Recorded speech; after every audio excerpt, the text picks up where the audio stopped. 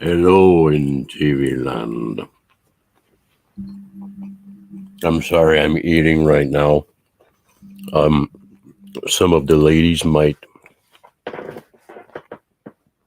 really enjoy my voice this week.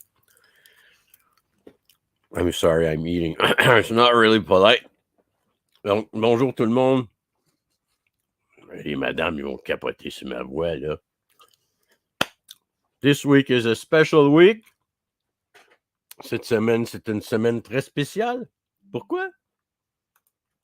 Parce qu'on est avec COVID Phil. Yes. So Phil got COVID when we got back from our trip to New Brunswick in the train. Well, we presume it's from there. On en déduit qu'on a pogné la COVID en revenant dans le train. Hein? Ça fait partie de la game. Tu sais? I'm sorry, my mouth was full of food. Sorry about that. So I'm going to try see. Even Kirk put on his mask this week to make sure that he'll be okay. So tonight, I'm going to try to do my best to go through this episode. Je vais faire de mon mieux pour passer à travers l'épisode de cette semaine. Je vous garantis pas... je vous garantis une chose, c'est que ça va tousser. I can guarantee you one thing is I'm going to cough probably a lot. I haven't talked for an hour straight through for the last, I don't know, 3 days. And God knows I talk a lot. I'm gonna go check the comments. I'm sorry if I'm in COVID, so I've got COVID. So if you guys got COVID in the past, you know what it is. But hey, we're not here to talk about COVID.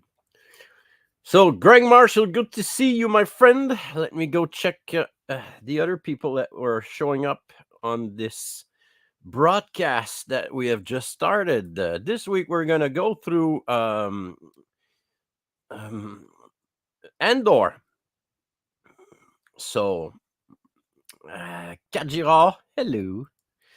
Welcome to our magnificent podcast. Well, I can't say that it's magnificent. It's my podcast. I do what I want. Maxime Pouliot, comment ça va, man? Joe Ferraro, what's up, my friend? I hope everyone on your side is doing great. Did you see? Were you there 2 days ago, or I don't remember if it was yesterday? But Joseph Ferraro won something, and everyone thought that you won something. Not on this podcast, but you know what I mean. Okay, so like I said, yeah, Andor was really good, and what I want to do this week, take a look at this, man. That's something that I don't know if you guys had when you got COVID, but my fingers got all huge and really, really numb, and it itches like crazy. So I don't know if it's in a reaction to a medication or someone just told me that it's probably like a allergic reaction. So tonight I'm gonna do something about it. I cannot even close my fingers. Look, it looks like a fucking sausages. Take a look at this. I mean, you could put this into a corn dog. Anyway, like I said, I'm not here to talk about COVID. Fuck COVID. But be sure that you take care of yourself because it's not fun. I have got I've got a fever. I've been on medication for fever for last 4 days, 3 days. I don't remember. And as soon as the medication stops, it's like I don't feel so good. Anyway, okay. Tonight, what we're going to do, as usual, I'm not here to destroy any TV show. I'm not here to say that this actor or actress is better. I'm trying to get my focus back here. Good. Can you hear me? Lord Vader, can you hear me? And he is still alive. Have you ever heard the story of Thoth, Plagueis the Wise? It's a Sith legend. Well, we're not on Endor. or I don't know. Autobots transform. No, it's not good. But in the morning, I sound like this. So a lot of people always told me, yeah, it's probably an allergic reaction to something. I put my fingers in so many things that I should not. I love to try stuff. So I don't know, Joe. Perhaps. But I'm going to take medicines for allergic stuff tonight. We'll see. So, okay. Back to what we're supposed to do tonight. Tonight, we're going to try to go through episode 1, 2, and 3. But I can tell you already, I won't be able to do 1, 2, 3 because I'm going to do 1, 2. And next week, we'll do 2 and 4. Because, there's no 5. We're going to do episode 3 and 4 probably less next week. And the cool thing is, I'm going to do something special this week. I'm going to talk about it, and I'll be able to show you what I'm talking about because I'm using StreamYard. So this is going to be fun. You're going to have visual references to what I'm talking about. If you have not, this is going to happen a lot. So this is why I've got this. See? This is for diet if you're under 10 years old. So I'm okay. Okay, let's take a... they say drink a lot of fuel. Don't forget to drink a lot of fuel. I wasn't expecting much, but yeah, you're totally right. And I've got the same feeling. I've got the feeling. James Resby, good to see you, my friend. What the way I'm going to do this, as you guys know, I've already said it in the past. I've been working in the movie industry for all my life. The reason is Star Wars. I know I did not work on big production. I've been doing my own production, and I've been working in a college for the last 30 years, and I'm the one that used to take care of all the video production and filming and stuff. I did my studies in movies and in communication at the university. So the way I'm going to approach this is I'm not going to go necessarily scene by scene. And to try to save my voice, I'm going to do it only in English tonight. So I'm sorry for you guys in Quebec. Pour les gens du Québec, je vais essayer vraiment juste de le faire en anglais pour essayer de sauver un peu ma voix. Parce que sinon, je serais peut-être pas capable de terminer tout ce que j'ai besoin de dire. So, there's probably words that I won't know in English, so I'm going to say it in French. I don't know. So, yeah, so you have to drink a lot of fluids, not fuel. Don't do the stupid thing and don't drink fuel. And don't inject yourself with Ertel and all those kinds of stuff. Yeah, okay. I'm not going to go into this. See? This color? I don't think it's natural. Yeah, but hey, it said it right here. Diet. 10 years old. It's not like a cheese or a wine. It's not 10 years old. It's 10 calories because me, when I eat something or I drink something, it appears right away like this. Oh, did you just eat something? No, I took something to drink. Oh, I can see it right there. Sniffer du Ajax, man. Ouais. Yeah, you're right, man. You're right, man. I should probably try to get some blue milk. Would you really? Wouldn't it be amazing if someone would come out with blue milk and it would like cure cancer? It would be amazing, man. Aaron Trout, how do you do, my friend? Good to see you. NyQuil chicken. Oh yeah, works great. But do you have to feed the NyQuil to the chicken, then cook the chicken and eat the chicken? I'm not sure. I'm gonna need your recipe, man. Okay. So, like I said, I'm not here to destroy this TV show. I'm gonna give you my personal opinion. It's worth what it's worth. Uh, I'm not George Lucas. I never did a Star Wars scenario. I never did a Star Wars anything. I've got a Star Wars collection. Mm. Um, I've got a Stormy that's named Kirk that's wearing his mask because I've got COVID, but that's about it. So, what I'm going to do is I'm going to go through what I've saw, what I thought was interesting, and the things that perhaps uh, I did too much thinking on it, and I saw something that wasn't there. So I'm going to share this with you.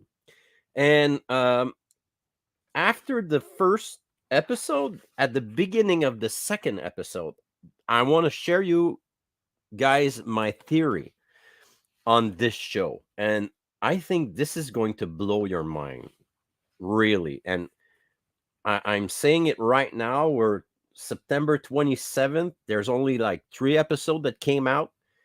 And if my theory's right, uh, I would really, really be happy about that. Let me go check something here. Um, let me switch. I'm not. Is the internet connection okay? Because I just realized that I'm not on the right one. But anyway, let me know if there's lag or if everything looks great. You cook the chicken and NyQuil. It's the newest fad. Oh, I like that, man. They made blueberry milk. Yeah, you're right. Do you guys remember when we were kids? Um,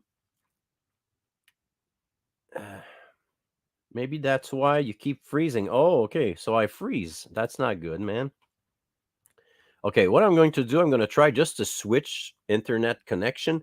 If I go away for a few seconds, don't worry. I'll be right there. I'll be right back. But let me try this. It will take like a second. Don't leave. I'm going to try this.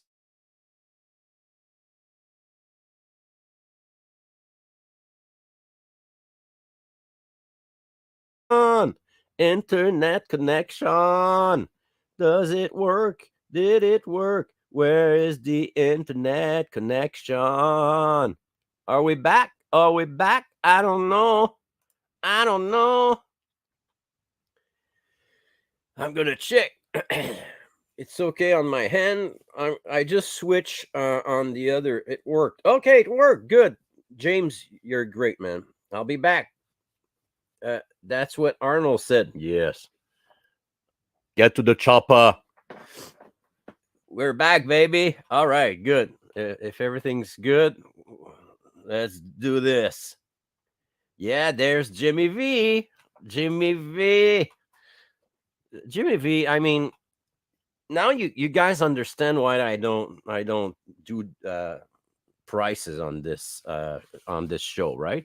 As soon as I started the Vintage Kids, and now we're at our 19th episode. I've right from the start, I said the Vintage Kid is not somewhere we're going to sell stuff, we're going to give away stuff. This is a place for us to have fun and talk about our passion.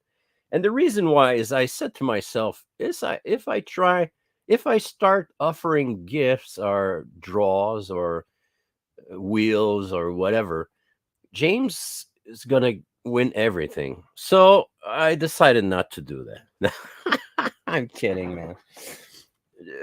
James, I don't know if you've fallen into the bucket. The bucket on Lucky Charms. You know the Lucky Charms bucket when there's this gnome. I don't know what the name is. You go this one. I think perhaps like you've dipped yourself or you've dipped part of yourself and inside that bucket. Um,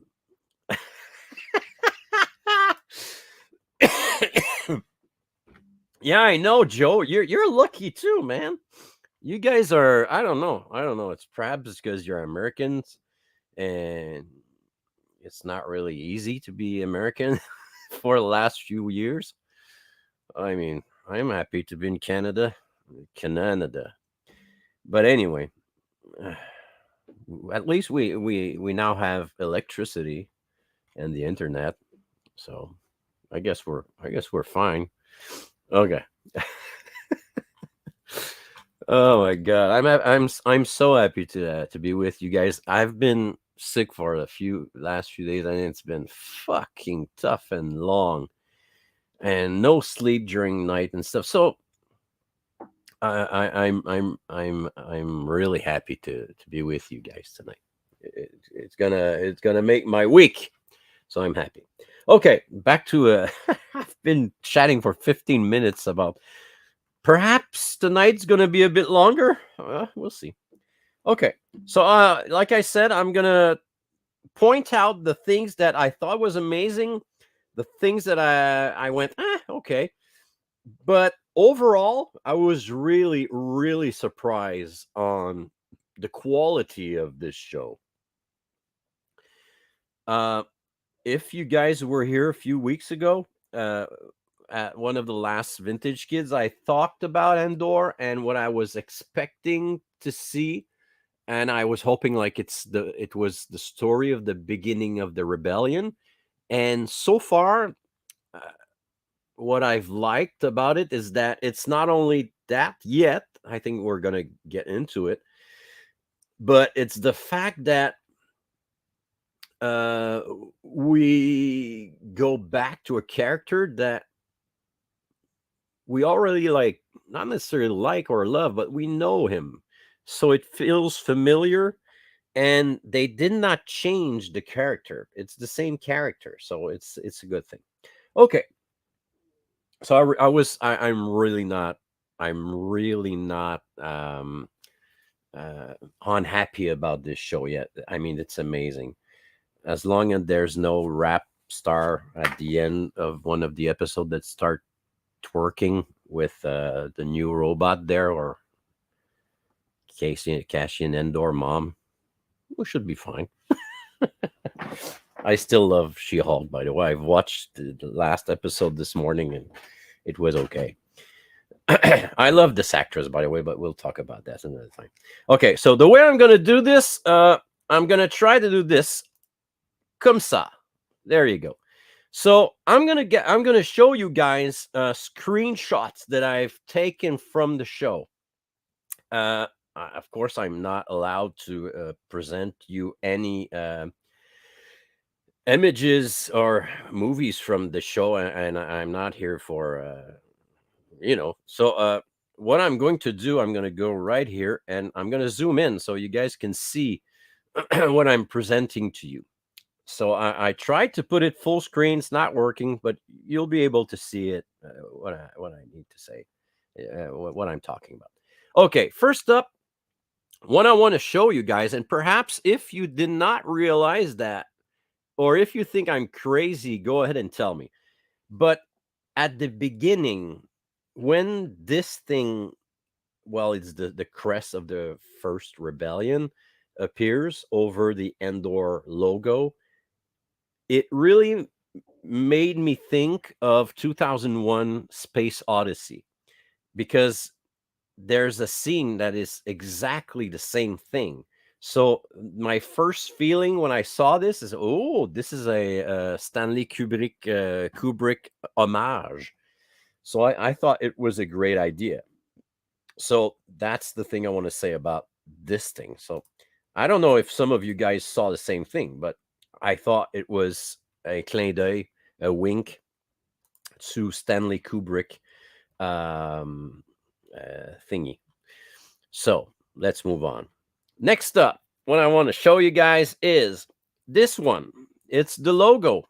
So it's that logo that actually is, it actually feels like the first version of the Rebellion logo, or I don't know, perhaps we're going to see it later on the show.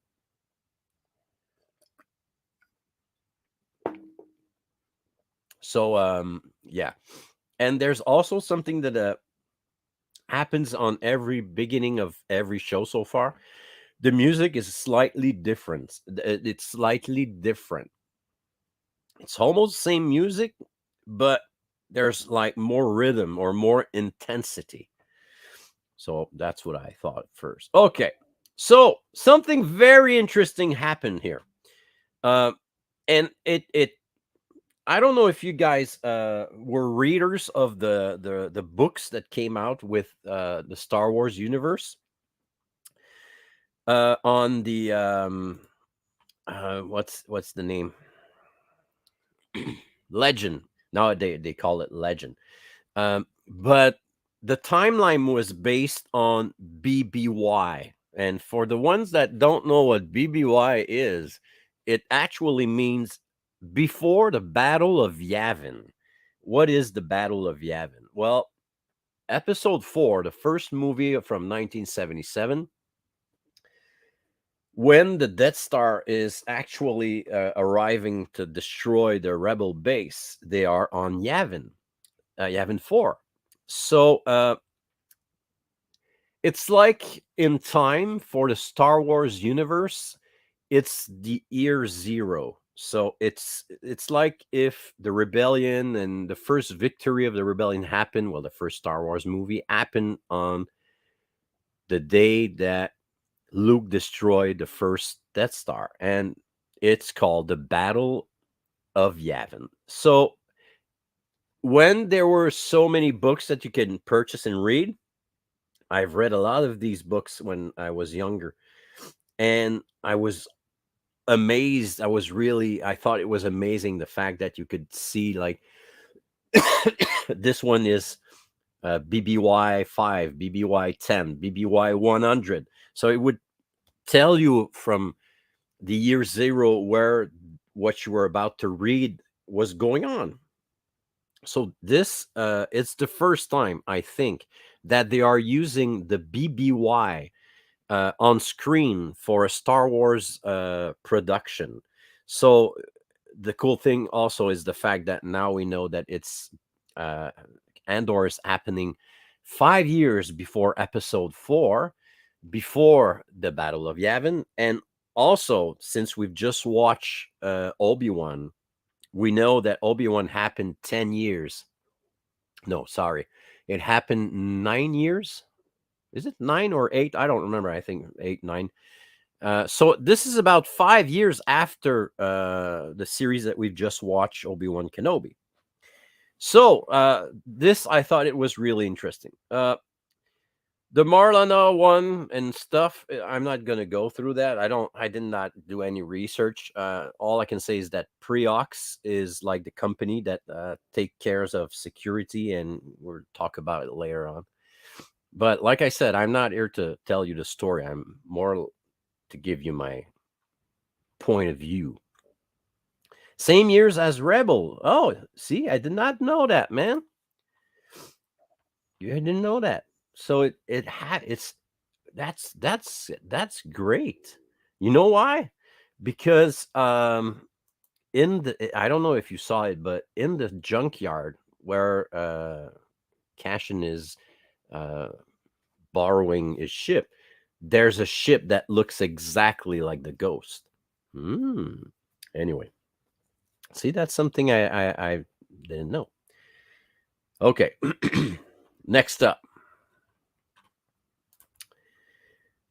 Next up, we've got this. So we get our we get Cashin Endor introduced to us uh, in the hallway that is shaped like an A. And I'm pretty sure this was intentional. I don't know if you guys realize that, but the corridor is shaped as an A. There you go.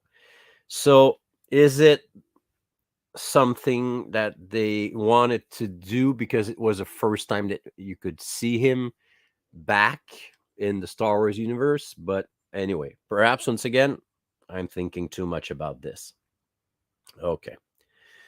So I'm not going to tell you what's happening in this scene. You guys know. The only thing I'm going to say is that this girl with the flat top thing, she really made me think about the movie from Ridley Scott, which Harrison Ford plays in.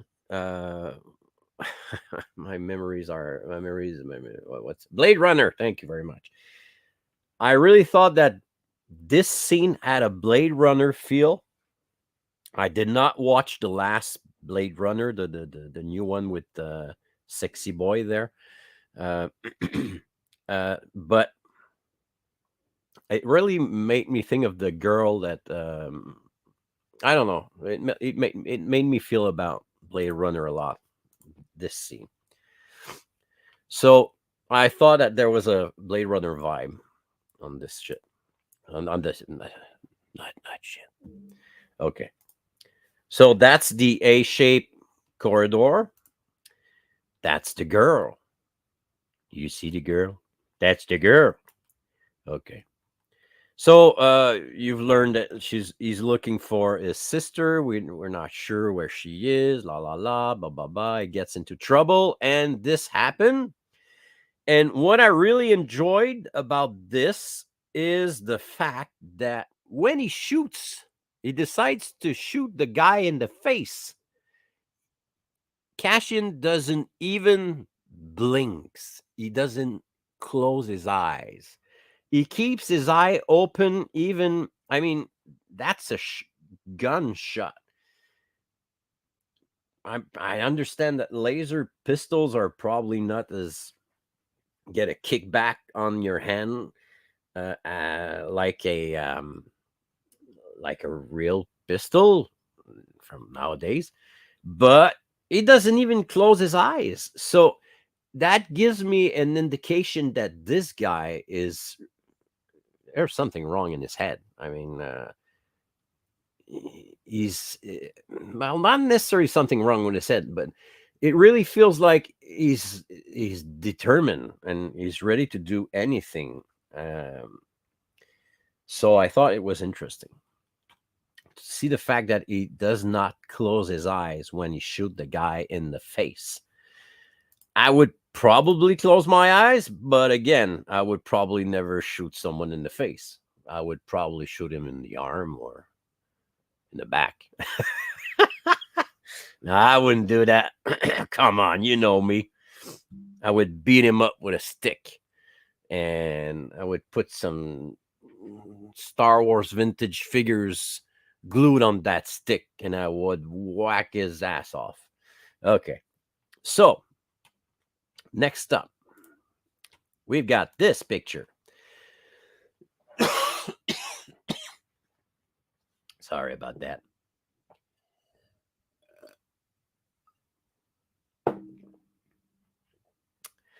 So, we are introduced to Ferrix. Ferrix is the planet where he resides, and we are introduced to this new droid that I've talked about in the past in this other podcast that we did in this other episode. And the cool thing is that they really built this city. We built this city. Um, so this is not film in the volume. There's shots that were film in the volume, I think, because I recognize the feel of the volume, but majority of the shots were filmed outside on a real set. And we've talked about this, and I was wondering if they were starting to get some bad reviews on the fact that the shots were starting to look alike. from one TV show to another. But this is real. As you guys can see, this is real sand. This is not CGI. The only CGI probably is the skies, and the rest is totally there. Well, perhaps not that big thing, but most of the stuff is not CGI. And the robot is not CGI. So that little robot get peed on it. So it brings me to talk about the humor. Because you guys know that in Kenobi, I did not enjoy the slapstick humor that was introduced by our little Jedi friend. that well, it was not a Jedi anyway. So far, what we can see as humor in Andor is really well placed so far. So that was a nice nod. I love those beasts, like the dogs there. Uh, and I have to talk about this droid. This droid. All right, I'm gonna ask you guys, what does this shot makes you think of? I mean, it's basically Wally. Wally. Yeah. Wally. So I really thought that this guy looks like Wally, and this shot could be taken from Wally and put in Wally, and we would probably not see it. So I really thought that they did themselves a little wink, a little homage. That this guy rolls around in this pile of whatever it is, garbage, and he actually looks like Wally. And he's got even like a trap in front to put stuff in. So I think it was like a nod or homage to Wally. Once again, my personal opinion doesn't mean that's what they did, but I think it's something that's there. Okay, up next, this shot. Again, it also feels like Wally. Wally lives in this kind of, I don't remember if it's a ship or it's a, I don't know, a cabin, but it looks like this robot is heading to his home in this pile of shit. But this is not the reason why I've kept this picture. Is the fact that this ship that we're going to see will have more information on episode 3, but we're not going to see it necessarily tonight. We're going to talk about it later, probably next week. But this ship is based on this. Oh, let me get back to you. Did we lost something? Oh no, we're good. Okay, I clicked on something wrong. You guys know what this is? Did you guys went to Disney yet?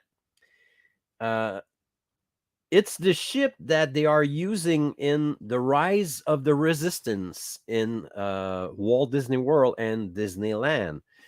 It's the same thing. It's the same front of the ship that you guys drive in when you are doing the ride that is called Rise of the Resistance. And when you come out of the ride, you see your pilot there, and that tells you, okay, everything's okay. It's a crap. But the shape of the ship is the same thing as the ship you see there in front. I don't have the picture because we see it more clearly in further episodes. But when you're going to watch it again, or if you're watching episode 4, keep in mind that this ship that they are using, where Andor is hiding, is basically similar to this one, the one that they created for Rise of Resistance, or they took from whatever Chang, what's his name, Chang produced back in the days, but it's the same thing. Once again, I could be wrong, but I think it is. Okay, here's something that I thought was that they could have done a little better. Um, when the kids, now we get to the flashback, we understand that the name of Cassian is actually Casa.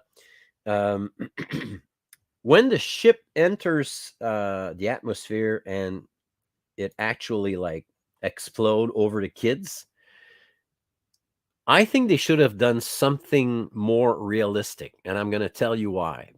If you take the consideration that the fact that these kids have probably never saw something like this, they should have do the real sound. What I mean is, this ship is pretty far from them.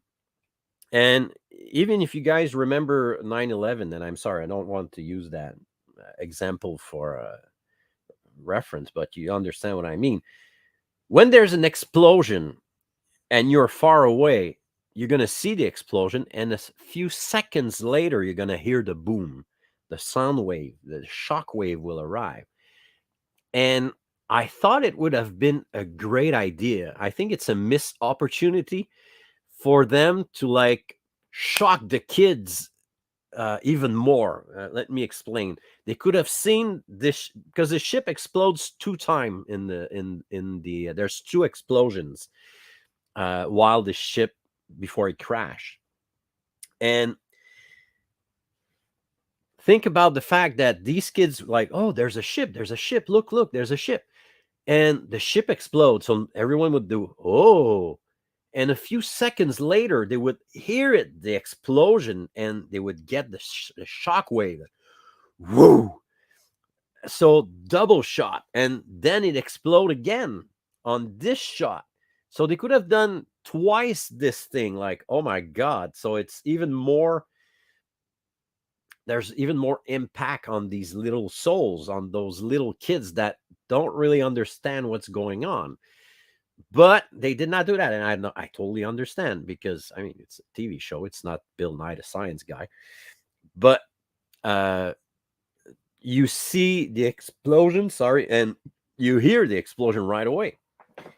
And for me, at this distance, it would have been a great idea to like create a secondary sound on this effect. But once again, it's my point of view. Okay. Up next. We were talking about the fact that they were not shooting while they are shooting in the city. It's a real set. And what I really thought was nice is the fact that they were shooting Cashin way farther from camera. This shot is closer, but it was just for me to get a reminder of this. So there's wider shots when Cashin is walking around. You can see that they are not limited by space due to the volume, and that made it feel more real to me. So I enjoyed that. So that's my little point of view. Okay, this one is pretty cool. If you guys were there when I did the episode on the 92 vintage Star Wars figures that came out in the 1970s, 70s, 80s, if you guys remember, I've talked about this guy. I've talked about Han Solo Hoth figure, and I actually said that it's funny because the figure looks like he's actually wearing old vintage hockey gloves. And these are vintage hockey gloves, as you can see. So these are vintage hockey gloves. And if you can see, it looks pretty much the same. So I have always said to myself, Solo is wearing hockey gloves. And now we've got these things in Andor. And I thought right away when I saw it, I said, oh my God, these are the vintage hockey gloves from Han Solo action figure. So for collectors, I don't know, perhaps I'm crazy, but it really made me feel like this is a nod to Han Solo gloves. And the fact that they are all presented like this, there's a reason. And there's a few missing. Perhaps these guys are dead or whatever. Who cares? Or they did not show up. They got COVID. uh, so I thought it was interesting because I've talked about that in the previous episode. Anyway, so that was my little explanation on these gloves, on these workers' gloves. They really, really, really look like hockey gloves from the 70s and the 60s. Even when I was a kid in the 80s, they look pretty much like that too. Okay. So we have these guys that are coming out. Their shift are done. As you can see on the back, there's always the gloves, and their shifts are over. That's okay. Sorry, I'm gonna blow my nose.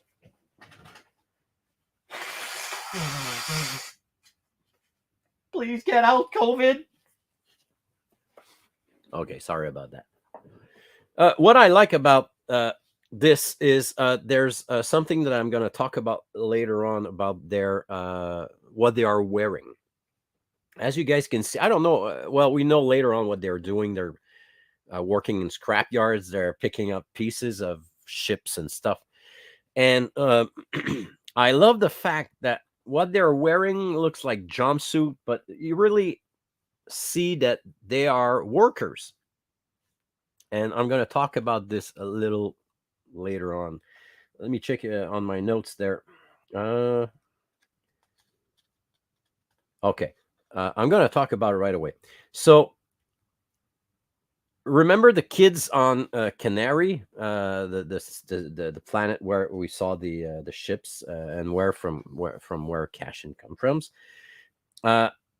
It really looks like the clothing that the kids are wearing, and we learn later on that this planet was blah blah blah. I'm going to talk about it later on, but this really made me think of the fact that these kids are wearing probably their parents' um, old clothes that they were using while they were working on Canary, where we saw this immense sight. But we're going to talk about it later on. Okay.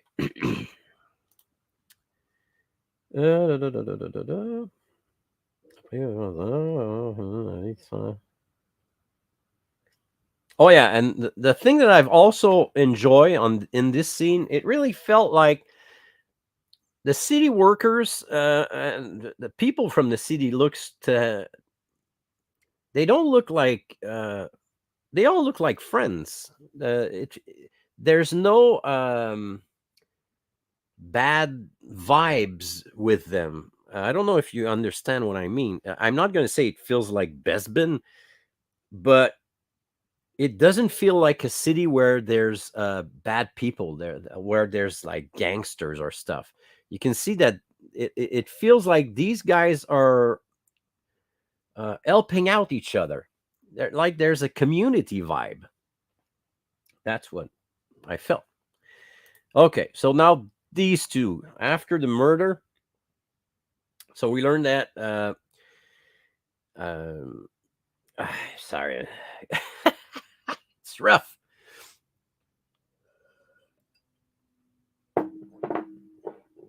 Let's do this. Okay. So what we learned is the company, the security company, is called Preox, I think. And at the beginning, when I saw these costumes, to be honest with you, I thought that it was the same company, perhaps, that is doing Bespin security, because it feels a little like the Bespin guard security guys from Empire Strikes Back. But I can be totally wrong. But it would be ironic the fact that the guards from Bespin would maybe be working for the Empire. So it's like I'm not sure, but I felt like the lines on the suits. It felt like the gold, a little bit like the gold that we see on the Fu Manchu figure and the Black Bespin guard. So, and also the fact that this guy, let me get his name, um, Cyril Karn. So this guy here, Cyril Karn, actually tells his boss that he modified his costume, well, his uniform. So it made me think also that perhaps in a few years, when we get to Empire Strikes Back, perhaps the new uniforms would have changed. But hey, once again, I could be wrong. So this guy shows up, and this guy is called Cyril Karn, and this guy is like really, really mad on the fact that these two employees got shot, and he really want to do something about it. But this guy is the big boss says, "No way, man. Uh, we don't want the Empire to look on what we are doing over here.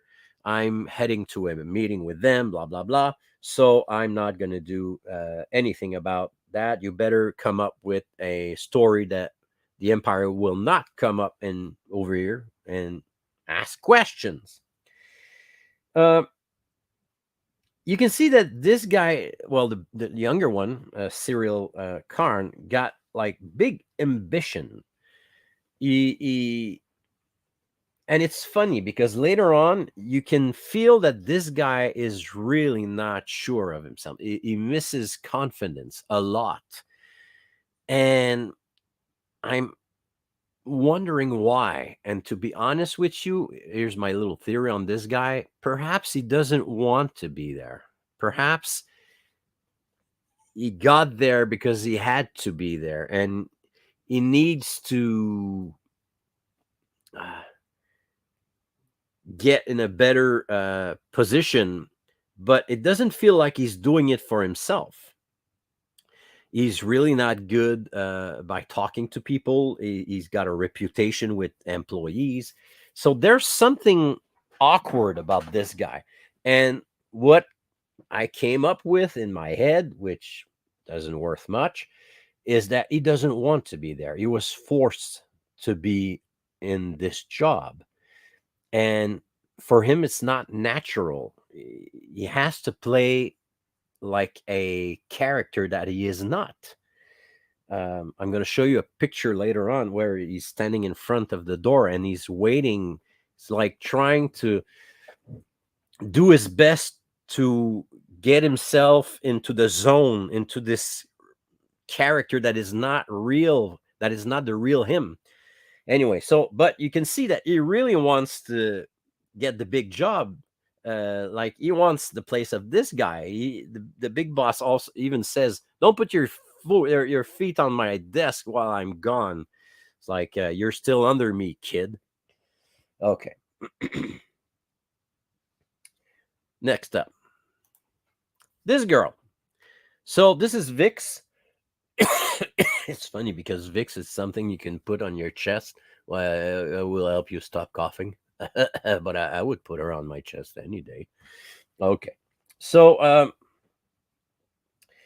we don't really know the story between this girl and Cashin, and Hendor, but the feel is that it's complicated. You can guess that they probably went out before. They were probably a couple, and nowadays, like they keep on helping them. Well, they keep on helping each other, and they are working for the same thing. They're working against the Empire. So, but it's not clear yet what was the story behind her with Cashin, but we only presume that they were probably a couple. Now, this guy. Now, I'm gonna blow your minds, guys. Okay, probably. Okay, this guy is named James McCardle. Okay, and his character is like the love interest of Vix. And you can see that this guy doesn't really enjoy having Cashin around because, like, if he is his ex. You never enjoy seeing your ex-boyfriend, your the ex of your girlfriend hanging around your new girlfriend. So let me blow your mind. This guy, he plays the role of Tim Carlo. And if you are really a Star Wars freak, let me blow your mind. This guy was an X-Wing pilot in Episode 7. So this is the second role that he does. So 40 years later, I don't know if it's his son or what, but the same actor is actually a X-Wing pilot. And there's even more. They even made a card of this guy. They did not create an action figure, but his name in the Star Wars Episode 7 movie, The Force Awakens, he was called Nivlek. So, no relation with Tim Carlo. So I said, okay, maybe he is the son of both Vix and Tim. But no, it doesn't have the same name. But that's not it. That's not all. I think what they also did is, do you recognize this thing on his helmet? Right here. This shape is inside Cassian hideaway ship where he bangs on the wall there and the thing opens. It's part of the ship. It's the same design, but it's not that side. It's like more on this side. So Andor bangs on this thing and it opens. So is it a coincidence? Is it something that the Star Wars people did not realize that they were doing? Or is it the fact that they recast this guy? They say, hey, man, you were good for 1 second in Episode 7. So let us give you more lines, but we're going to have to create you a new figure, a new character. So, but we're going to put some like Easter eggs and show that you've already been in the Star Wars universe.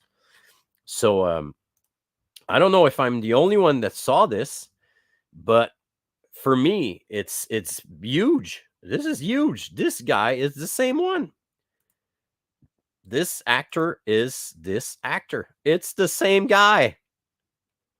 Roy talks also like William Wallace from Revat, you know.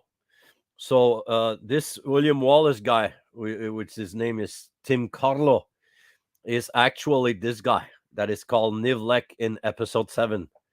That's incredible, right? Yeah, I know. So, and they even created a Star Wars card on this guy in 2018. Anyway, oh yeah, and by the way, here is his helmet with the shape that I was talking about. That's the same checkers model that you see inside the ship of Cashin. So I really think that I don't know, but someone from Star Wars, if someone from Star Wars is actually watching the Vintage Kids, can someone tell me? I know it's nobody watches from Star Wars, but hey, perhaps Daniel Logan, if you're watching this one day, can you ask someone from the crew or Michael Evans, if you talk to the Emperor or something? I don't know. If you talk to someone from Star Wars, can you ask them if it's a coincidence or I need to get more drugs in the morning? Okay. So that was the story of the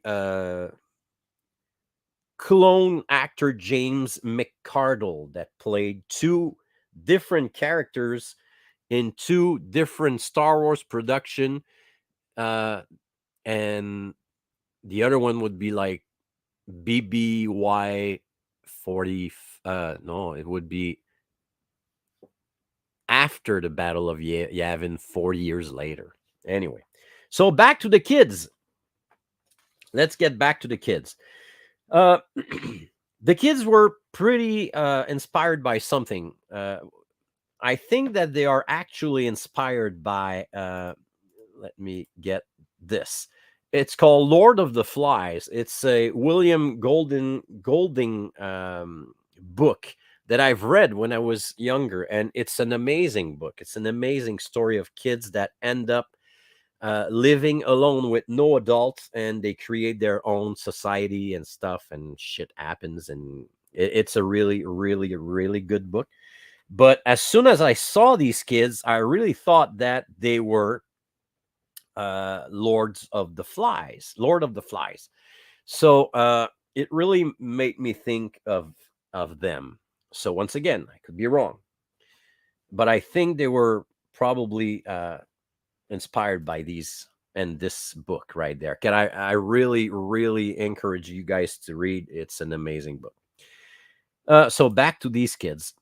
So this is cash in, and you guys can understand that they are like um how would you say that, like there's a boss, and when you're that age you can sit with the oldest, but this girl is probably the oldest one that's in the group. And like I said prior, is the fact that it looks like they're all wearing clothing from workers. See, this really looks like the worker that we saw earlier on Ferrix. And all the clothes are like shredded, and they're not perfect. They're like uh it really feels like they patched stuff that they had. Also, if you see over there, there's a lot of these things, and these things really feels like alarm systems. When you walk near the camp, it would like ring. So I don't know if they're afraid of someone, they're protecting themselves, but it really felt like they are lords of the fly. Lord of the flies. Let me check my. Sorry. Parfait. Sans marquer face à lui, oui, ça y est, ça un peu. I'm sorry, I'm reading back my notes because I don't want to forget anything important. So yeah, I did not write down anything about Lord of the Flies. It was only in my head, with the pictures there. Okay. Okay, perfect. So yeah, it really felt like they are inspired by this book. So back to this guy. I was talking about the fact that he's trying to really get a grip on himself, or try to get in the zone of something that he is not before he gets inside this room and start like being a boss or yelling at people. So what I wrote down in my notes is that it really looks like he wants to be someone else. He doesn't, or he cannot be the person that he is asked to be. And also the thing that we realize very fast is that he is obsessed. He's got short temper, and the other employees doesn't really take him seriously, even if he's a superior. So back to this guy over here, back to this scene. We're back with there's a lot of scenes in the first episode that we are always reminded that Cashin is owing money to a lot of people, and maybe not only money, he owes a lot to a lot of people. So he uses a lot of the civilians and friends that he got on Ferrix to help him out doing the bad stuff that he does. Let me just check. Yeah, the movie was good too. You're right. If you're talking about the Lord of Flies, you're totally right, Ron. I've watched that movie a very long time ago. I should watch it again. But to be honest, the book is amazing. Okay. So we are reminded a lot of time that Cashin owes a lot of money. Uh, just before that, when he gets inside the room there, what I've liked about the fact that there are guys sitting down on desk, and they are actually watching the aerial no, aerial plane traffics. Well, the traffic. How do you say it in English? Le trafic aérien.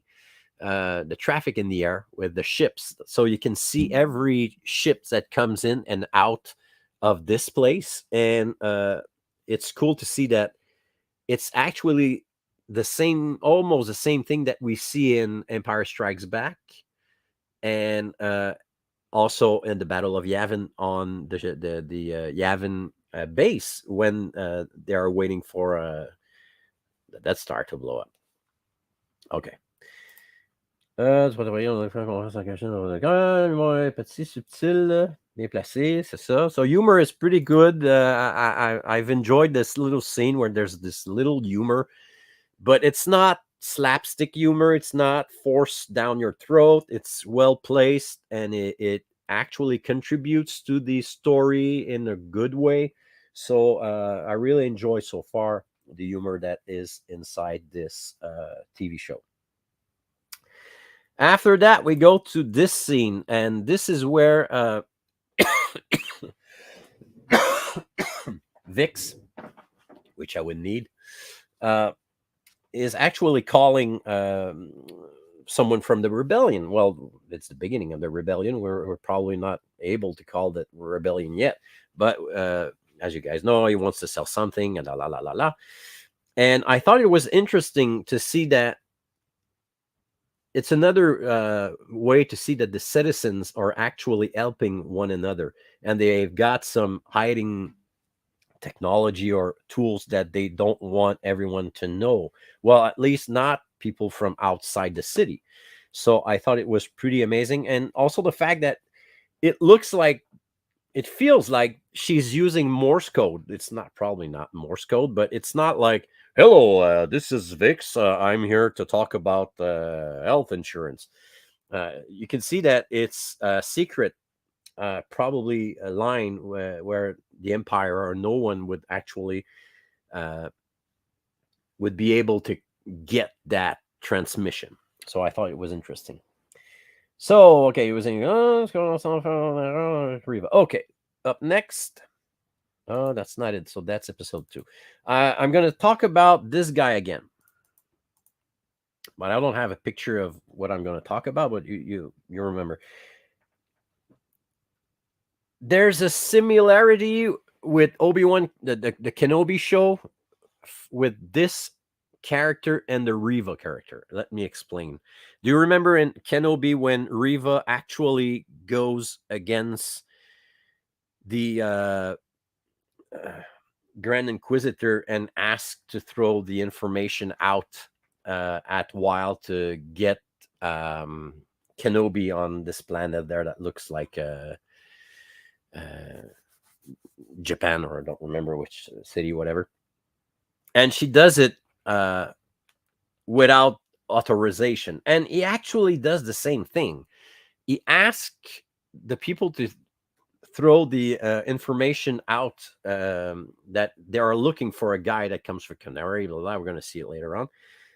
But there's a parallel with these two characters. Like, they're doing stuff, but it really feels like it's not going to help them at all. So I see a resemblance with Riva and this guy. Not saying this guy's a Jedi or anything, but the foundation of the character and what they're actually doing, it felt pretty much the same.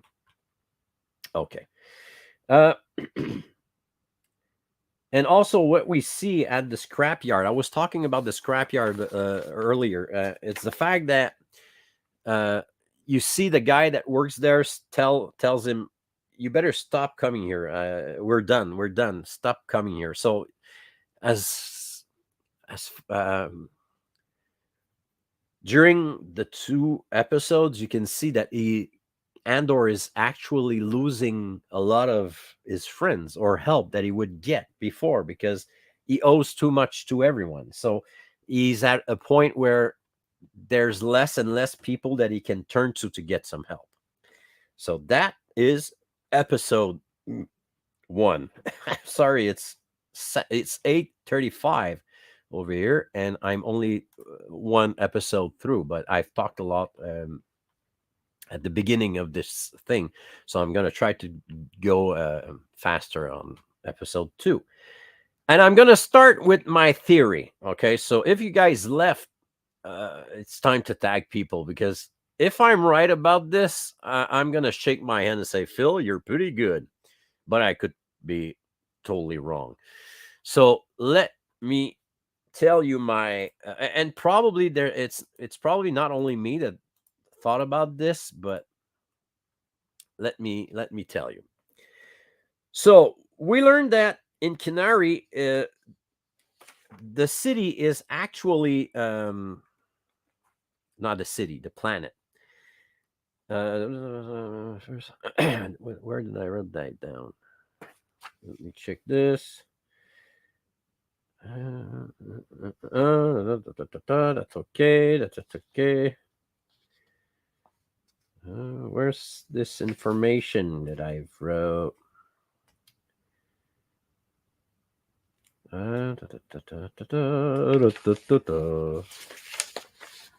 Anyway, so we learn in this episode that Canary was actually tagged by the Empire as a toxic waste planet. That there were an accident, a chemical accident that killed everyone. And when the Empire actually tagged a planet as toxic, people would not go to that planet because it would be dangerous for them. So now here is my theory. Get ready. As I was saying, I think that these kids were actually the kids from the people that were working on that planet. And the clothes that they are wearing were the suits from their parents. Okay, we've talked about that. The funny thing also is, as you can see, this one is actually it actually looks like an X-wing pilot suit. It's not, but it feels like it's got the same feel. It's maybe just a homage or whatever, but as you can see, it's still like a jumpsuit for a worker. And what are they doing on this planet? So we got this first shot, and we understand that their parents were probably working for the Empire because they dig up this planet like crazy. Uh, and you can see there's like they've worked a lot. They took out a lot of matière première. How do you say it? Um, let's say it would be Beskar. It's not Beskar, but whatever. They dug out. Yeah, dug out. Whatever. They took something from this planet and they needed a lot. Okay. So here is my theory. I think that this planet was actually used to get the component, the raw material to create the Death Star. So I think that once the first Death Star, once the Empire wouldn't need any more material to create the Death Star, they would get rid of all the employees, all the adults that would be working on this planet for them. Were they contractors? Were they slaves? I don't know. Perhaps we'll learn it later on. But here's the trick. Okay. They probably killed everyone and they tagged that planet as toxic. But here is the amazing catch that I came up with in my crazy head. Cashin is actually not his real name. His real name is Casa.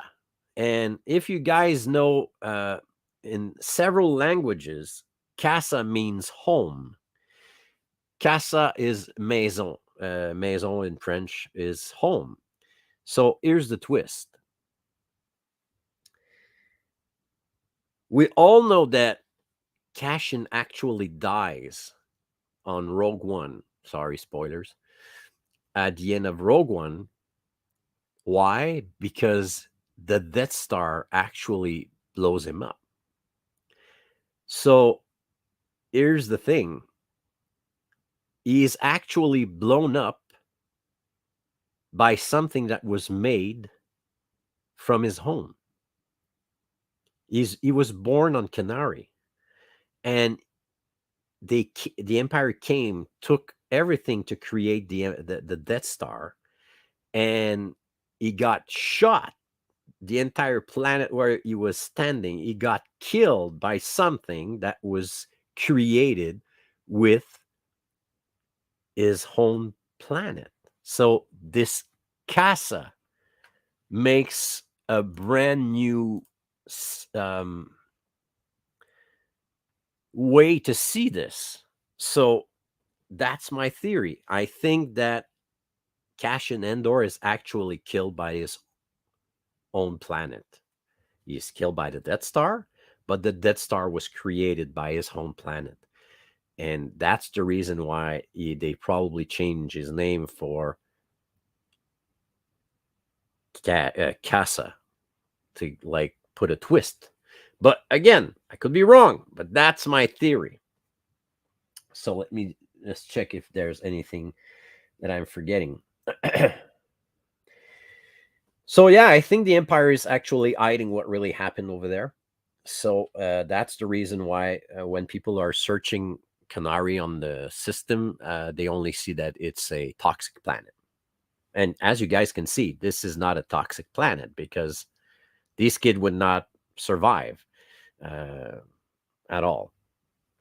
Okay. Up next, la communication entre issus le temps de précieux de Félix. Okay. Next up, we've got this guy. Now, this guy was in the preview of the episodes, and what I really enjoy about this thing is this guy is really passionate. But what he is actually hitting, I'm wondering if it's not Beskar, because it really looks like the Beskar plates that in Mandalorian we are introduced to the Beskar plates with what the client actually pays Mando. So I'm really wondering if this is not a fold up Beskar thing, because as you can see, it's fold up and it doesn't touch anything. So that's probably the reason why it makes that amazing sound. And the feel there, it really looks like Beskar. But once again, I could be wrong. That's what I felt like. That's what I said. Oh, that looks like Beskar. Okay, and that's another thing that they did for the first time is they actually translate Arabesh. So what is Arabesh? Arabesh is actually the language that was created for the Star Wars universe, just like in Star Trek. I don't remember what the name of the language there is, but Arabesh is actually the all the letters in this Star Wars universe that we've been seeing for the last 50 years, 40 years, 40 years, almost 45 years. Anyway, so you've got all the description and on every letters and every sound that every symbols actually means. And for the first time, they actually translated the message that he was actually looking on the screen. So that's another first. That's the first time we actually see a translation on the screen. But you have to keep in mind that in Rogue One, I think it was the first time also that they would write down the names of the planet where people would arrive. So it's in the same method or same feel. I don't know how to use the right word, but that you know what I mean. So it's actually the message saying that they're looking for a canary male, resident of Ferrix, and he wants to talk to anyone that would have the information on what happened to these two guys. Okay, parfait. Okay, up next, and you can see right. Look at the face of this guy. Of course, he played in Episode 7. and he didn't want to play in episode 8. That's for sure. I would not wanted to play in episode 8. Anyway, so you can already see that this guy is thinking about calling them, like, oh, that would be a great idea to get rid of my old competition. Okay, up next. So I want to talk about the fact that when Cashin actually goes back to his home and we meet his mom, well, what we consider to be his mom, um, he actually lies to her. I mean, everyone probably lied at least once or 100 times to their moms, but he actually lies to his mom. And it's funny the fact that she knows. I mean, you cannot fool your mom. Your mom knows you better than you know yourself. So it's it feels awkward, and she simply let him talk about whatever story he wants to make up, but finally ask B, the robot there, to tell the message that was sent out throughout the system. Okay. Tim Carlin. The image of Cashin looks okay. Now we get to this guy. This guy is actually interesting because Cyril Karn, this guy here, that needs, like, not necessarily motivation, but he needs something to hold on to keep on pushing and have this feeling that he's doing something the right way. And by magic, he ends up meeting Sergeant Linus Mosk, and he is actually an ass kisser. So he likes him right away, and it really gives him like the strength to realize that he is not alone anymore in what he wants to do. So I think that this guy has a big he's got a big importance on the fact that if this guy would have said, I think you should shoot yourself in the head, and it will really help your career. Oh yeah, that's a great idea. So it's not necessarily the way I felt it, but I think you really needed this kind of guy that is an ass kisser to give. I've I've personally lived this in at my job, but I'm not gonna go into it. But to have two person that are actually in I rank and that they need one another to do or bad shit or whatever. So that's a terrible duo. I mean, that's the way I felt. I've seen this thing. Okay. So afterwards, this guy, when they receive an image, let me see. Oh, I did not. Where is it? Let me check something.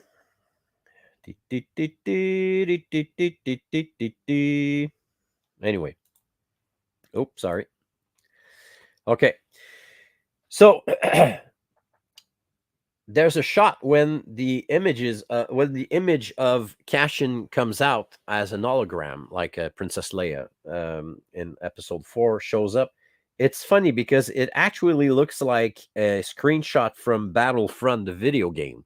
It looks like a Cashin Andor character from a video game, and I thought, oh, that's cool, because it's like they have something old, like they don't have a real great picture, but it feels like digital, or it's not and they actually say that that's an old picture, he's probably doesn't look like this anymore. But it really, to me, looked like a picture from Battlestar, when you choose your character in Battlestar, about not Battlestar, Battlefront, the video game. And afterwards, what I also enjoyed is the fact that, and I've talked about this earlier in another podcast, is the fact that this series is not for kids. It really more it aims more to the adults. Like, there's reference to sex. There's There's reference to like, well, the show starts in the brothel, dans un bordel with prostitute, and you go there to have sex, and you go there to have like services that you would not tell your kids until you're there at least 5 or 6. So it really feel more like a show for an older audience, and I really really enjoy that fact. Um, non, ça veut dire passer la planète Rogue One. Parfait. This I talked about. So that's the ass kisser.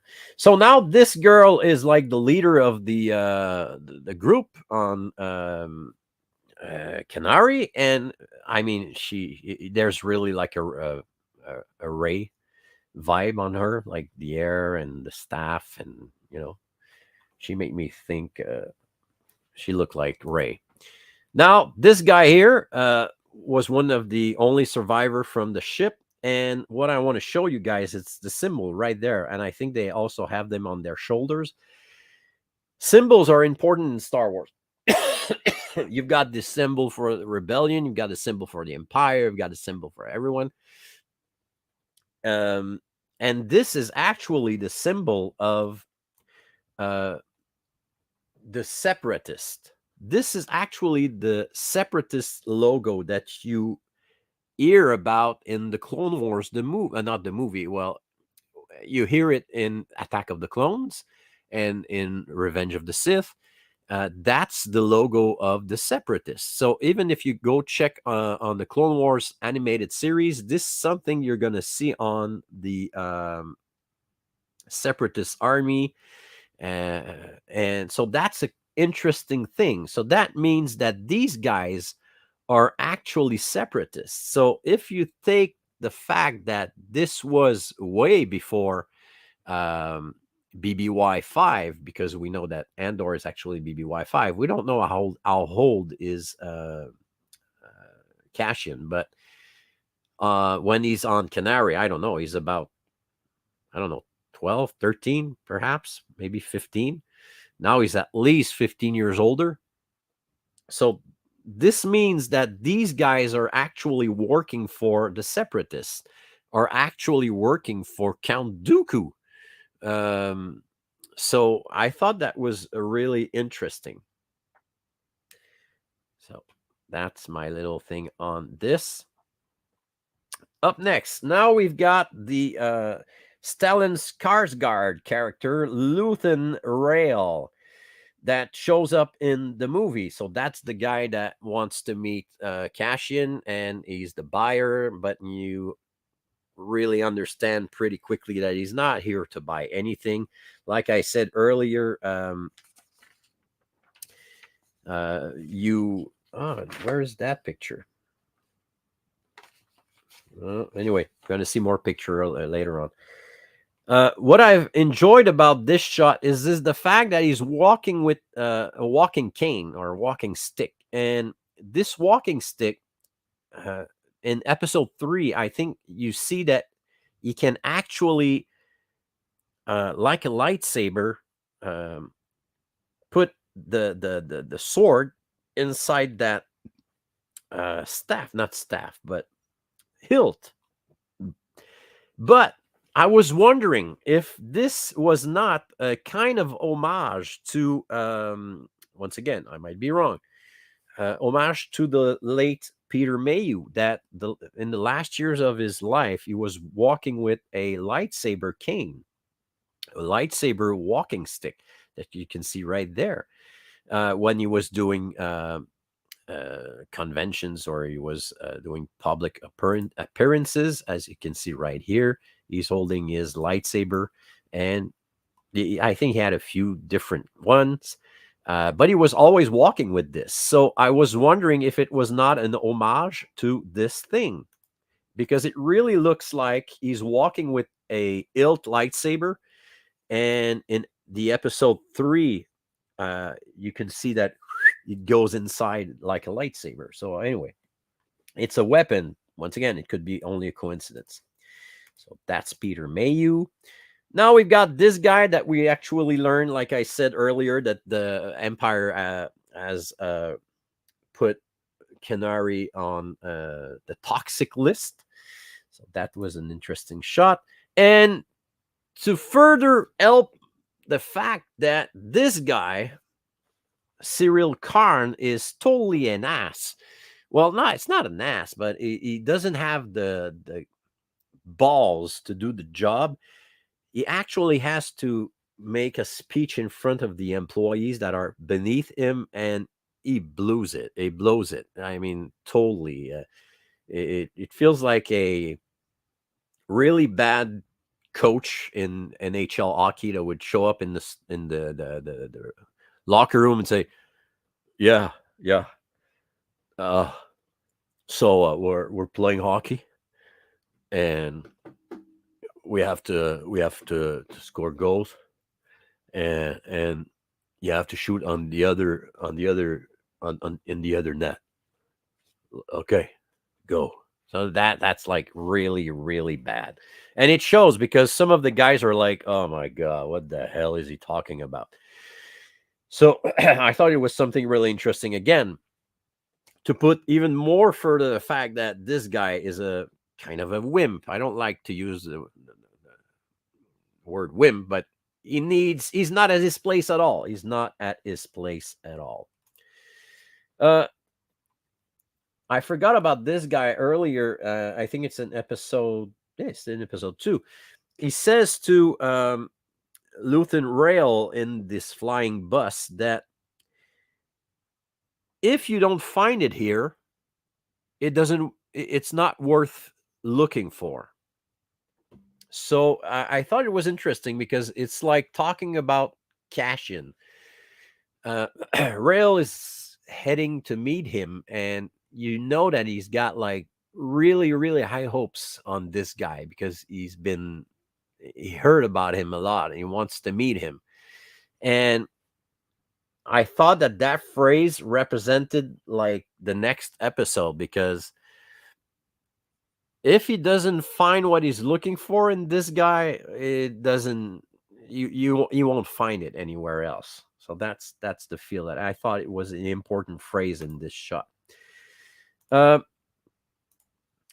and at the end, oh, okay, I'm just gonna go through several little things that I wrote down. Also, there's a few volume shots that they did, like this one. Well, probably this one, but I'm pretty sure that this is a volume shot, like part of a set, and like this is the images that was inside the volume. But they did. I totally understand. They're not gonna do a complete set and travel around the world to create the show, but there's still volumes shots. There's actually the first time that we're talking about coffee. There's the first time that we talk about the fact that there's coffee in the Star Wars universe. They call it cough. So when Vix wakes up in the morning, she asks, "Did you prepare a cough or whatever?" You totally have to understand that she means coffee.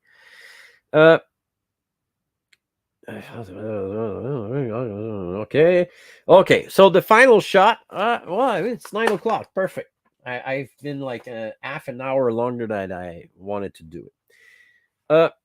In this shot, the shot is great. Good shot. Great background. The fact that you can see actually some kind of a hat shape. But for the first time in the show, there was something that was actually troubling me. Let me just check your comments because I was. Let me check. Apparently, Cashin was born on 26 BBY. As you see that. Oh well, that's a good point. So he's like 21. So he's 21 on this show, and he's like 20, 26 in Rogue One. That's a good point, Jim. Thanks for the information, man. Okay, so what happened at the end of episode 2 that made me feel like, what? Am I hearing something? Am I hearing this right? What happened at the end of this show is that the changed. Like I said earlier, at the beginning, when you see the intro and you see the logo of Andor, you see this. From episode 1 to episode 2 to episode 3, there's like more rhythm. But at the end of episode 2, you can actually hear a drum set solo. It's I play drums a little. I'm a big Phil Collins fan from the early years with Genesis and stuff. Great drummer. And I mean, you can literally for the first time hear percussion. You can hear a drum set, a real human drum set, like a Ludwig, that is actually someone is actually playing on the snare, on the hi hat, on the toms. And for me, it's like, wait, that sounds way too much familiar. This sounds way too much Earth-like. Let me explain why I say this. In every Star Wars movie, we've got John Williams music, and it's like symphonies, you know. So it's like out of this world, kind of. And in Rogue One, don't recall the name of the guy that does the music, but he does an amazing job. But he uses like strange instruments to create a atmosphere that doesn't feel Earth-like. It feels Star Wars, but on this shot, when he leaves, there's actually someone like a kid in a garage that plays drums. It's like, what the? So I was disappointed a bit, but that's my point of view. It's like in Star Wars, do we really need to hear like obvious? I don't know. It felt like they were actually like I've like I've explained in the past. For me, what I don't like when I watch something is to see something or hear something that takes me out of the world that they're trying to uh, get me in. So I'm on Ferrix, I'm on Canaria, but now I'm hearing like a drum set. When the guy is actually hitting on the Beskar, I'm gonna say Beskar. I don't know if it's Beskar. The sound is amazing. Boom, boom. It's like okay, and they did something different instead of having like uh bells in the church because it's actually like the church from the town, and it doesn't sound like a bell from a church. It sounds Star Warsy, sci-fi in another world. But when you get this cash-in guy leaving and heading right to the camera, and there's actually like Tony's playing his Tama drum set in the basement. I don't know. So that's probably the only big issue that I've got so far in these 2 episodes. So, like I said, I'm not saying that they're doing a terrible job because of that. All I'm saying is that it felt like different. It felt like, oh, okay, that took me out of the Star Wars universe for a second. It's like, what? What am I hearing? Is the neighbors playing drums? What? So that's what I didn't necessarily liked about it. So that's it, guys. I was able to do the 2 episode like I wanted to do it. A little longer it took. Next week we'll do episode 3 and episode 4. Like I said, I'm gonna try to do less of explaining the story. I'm not here to explain you guys the story. I'm more here to show you what I thought was good or how I see it or the theories that I might come up with, like the one I've told. If you weren't here when I've told the story, the theory I've got with the Canary Planet and Cassian name, you have to watch it. Because if my theory is right, I think I'm going to make an happy dance at my home, a COVID happy dance. So that's it, guys. I hope you guys will be okay. I know that many people don't believe in COVID. People don't think that it's real. People don't want shots, blah, blah, blah. It's okay. You can do whatever you want. But all I'm going to say is I've got COVID right now. I'm sick. It's not fun. It's been a rough 3 days so far. I hope I'm not going to get worse. I hope I'll be okay for next week. I don't know how long this is going to last. Some people got this for like 2 weeks. I'm really happy that I was able to talk for that long, but I don't know how it's going to get. So I hope I'll be able to. I'll see you guys next week. Take care of yourself. Be careful. Be careful because you don't want to catch that shit. Trust me, and you don't want to catch anything else. I mean, I hope that if this pandemic actually made us realize something is that whatever the disease or whatever the sickness you can catch from being in public, try to do your best to be careful. Don't go cough in front of someone's face. If you're sick, stay home, man. And I'm not talking about COVID. I'm talking about anything. I mean, something that I really hate, and that was way before COVID. During what I really don't, I'm not. I just cannot stand this. The fact that when it's Christmas, everyone like, oh, we have to see each other. Yeah, I totally understand. It's Christmas. It's a great event. I love Christmas. I would have 3 Christmas per years if I could, but no winter. But that's another story. But people show up at Christmas parties and they've got diarrhea and they are vomiting all over the fucking place. What the fuck are you doing here? Oh, I think I'm okay. Oh yeah, I think you're okay. I think you just contaminate tout le monde, man. Everyone's going to be sick, and it happened. It happens more than we think. So that's my personal hope. But I hope that people will say it now, like, I'm sick. Perhaps we should not. I should not go to that party. I should not go to that reunion.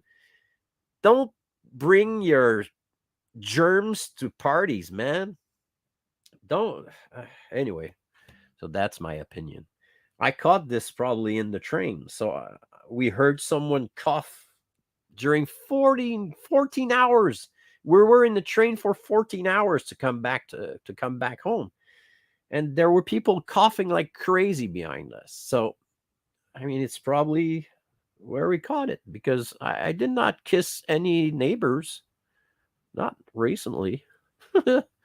So anyway, love you guys.